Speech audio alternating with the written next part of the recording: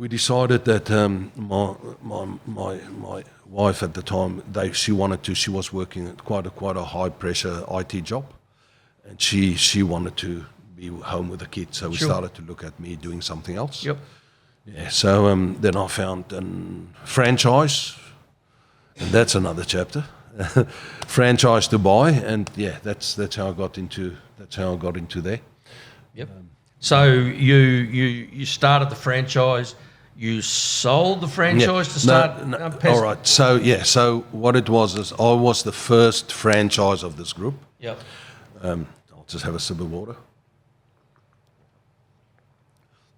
I was the first franchise, so I was like the golden child, apparently. And it went well for the first 18 months, 2 years. As we started to suddenly, we were about 20 odd franchises. Yeah. And then the wheels started coming off, from the franchisor. Right. Greed, micromanagement, and greed. Yes. And I got to the point. So, and that's some of life's lessons. I started off.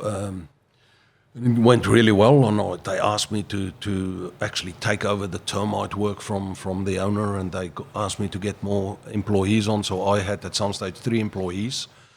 I was doing termite work and all of that. I was thrown a little bit in the deep end because there wasn't, here. You just go, no, you do it, and I had to do a lot of self-teaching with a lot of the stuff. But sometimes it's throw in the deep end and learn how to swim. Swim, absolutely. But so as we become, there was a lot of nastiness crept into the fortnightly meetings and so on, and at one point when one of the franchisees were pulled in front of everybody and belittled, I got into my car and I rang him. I said, Johnny, I said, mate, we were all gutless wonders in there, no backbone. I said, it's not happening again. I said, I'm telling you now. I said, everybody was cowering away. I'm telling you now, it's not happening again.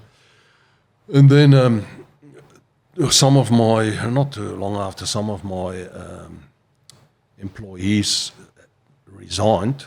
But what happened is because all the work came through the office, the head office, and my poor blokes were driving everywhere, and they were being given a lot of grief, and he just said, mate, I can't do it anymore.